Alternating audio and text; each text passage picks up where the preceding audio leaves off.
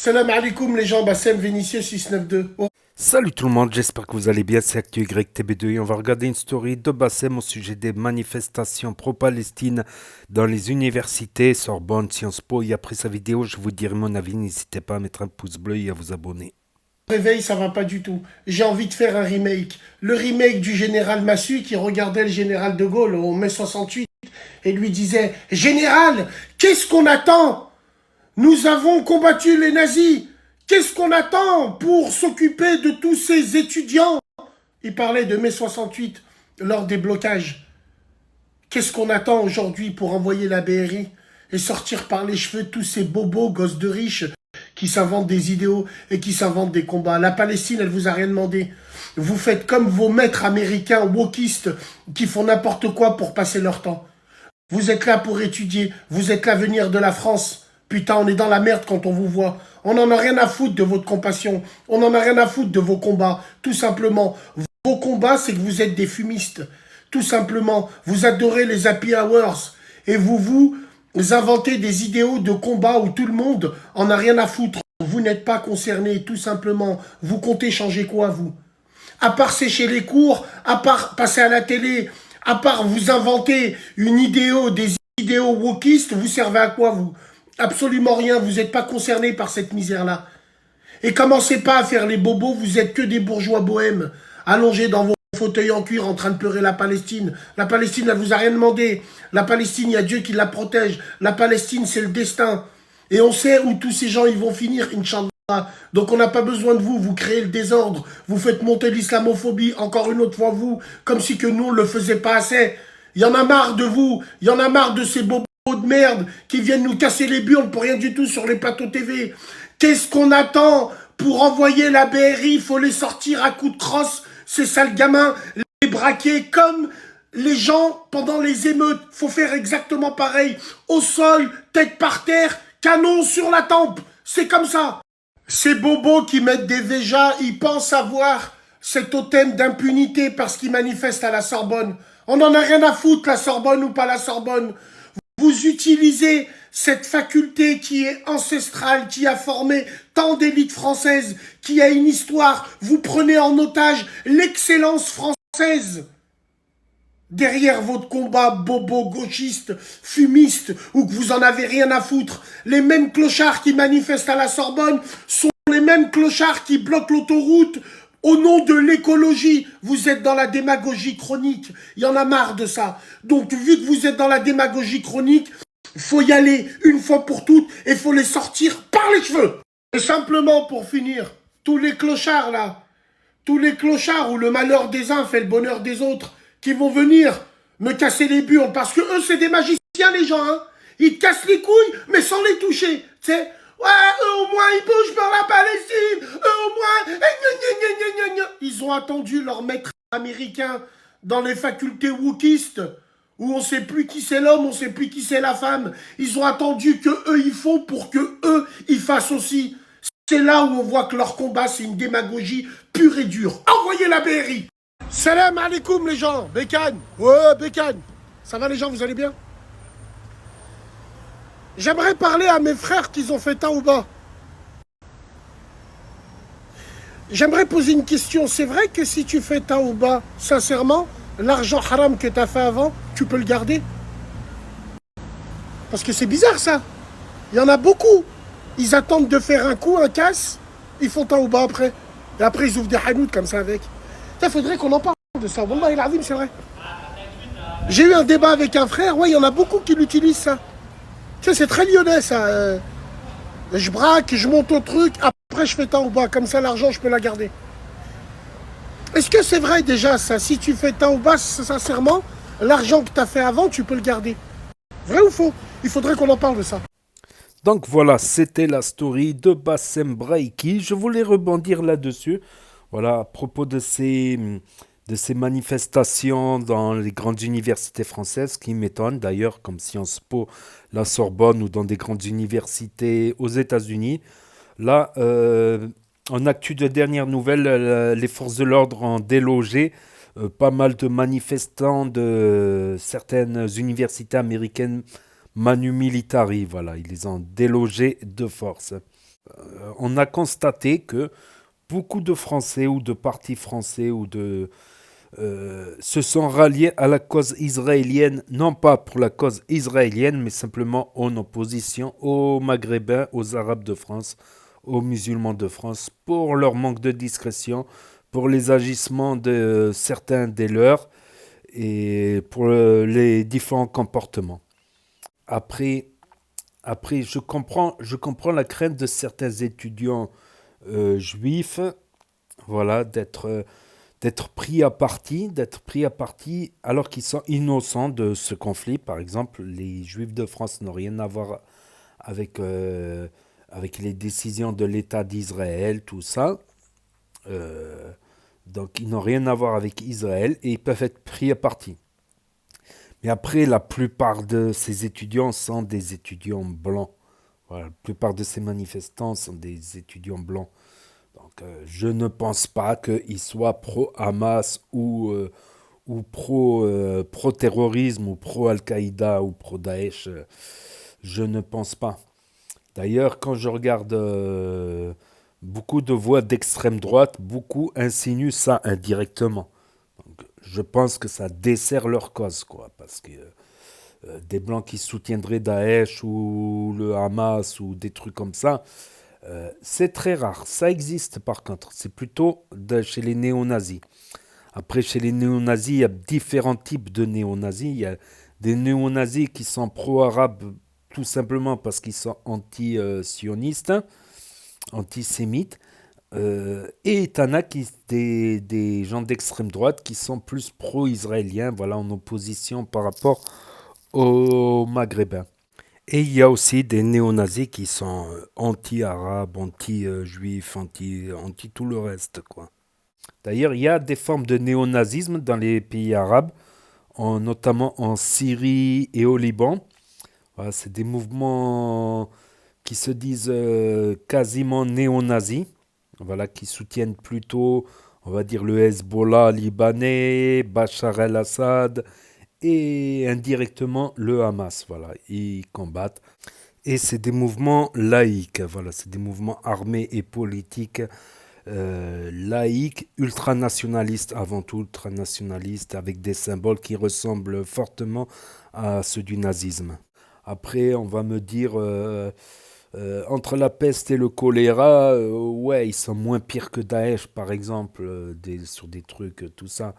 Mais bon, pour un juif, ça serait choisir entre la peste et le choléra, enfin, on va dire tout simplement. Tout simplement. Donc non, je pense que le mensonge, voilà, c'est comme j'ai entendu à la télé dire que la gauche, les bobos, les wokistes soutiennent le meurtrier de Matisse et remettent la faute sur Matisse parce qu'il aurait insulté, parce que ceci, cela. Je ne pense pas. Je pense que là, en France, chez les Blancs, ça fait unanimité, gauche-droite. Le meurtre de Matisse est injustifiable, qu'il ait eu tort ou raison. Rien ne justifie un meurtre. Voilà, et encore moins pour des paroles, pour du vent, quoi. Non, je pense que ça dessert leur cause, tout comme certains pro-israéliens desservent aussi leur cause en disant certains mensonges, voilà, parce que ça les arrange, voilà, de binariser blanc, noir, alors que voilà, il y a plusieurs nuances, voilà. Comme ces blancs qui manifestent pour la Palestine ne sont pas pro-attaque du 7 octobre du Hamas, qui a fait 1500 morts. On va dire globalement, ils sont la plupart contre les 30 000 morts palestiniens. Voilà, parce que Israël, on le sait depuis longtemps, depuis que je suis le conflit israélo-palestinien, Israël toujours attaque ou fait des représailles avec disproportion. Donc, fallait s'y attendre. Voilà, fallait s'y attendre.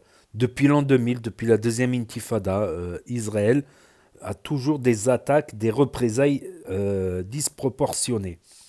Là, c'était l'attaque du 7 octobre qui est injustifiable, voilà, qui a touché 90% de civils, euh, qui certains n'ont pas demandé à être nés là ou là ou là. Euh, Ça a causé 1500 ou 1700 morts. Je ne sais plus les chiffres, 1400 ou 1700 morts. Et voilà, Israël a répliqué. Le Hamas pensait sûrement que Israël ne tiendrait pas au sol, vu que dans les dernières guerres de Gaza, Israël n'a pas fait grand-chose au sol, voilà. N'est pas resté longtemps au sol avant les cessez-le-feu. Donc je crois que le Hamas a sous-estimé Israël, alors qu'on a bien vu qu'ils ont réussi à rester des mois dans Gaza, atteindre même l'hôpital central de Gaza, tout ça.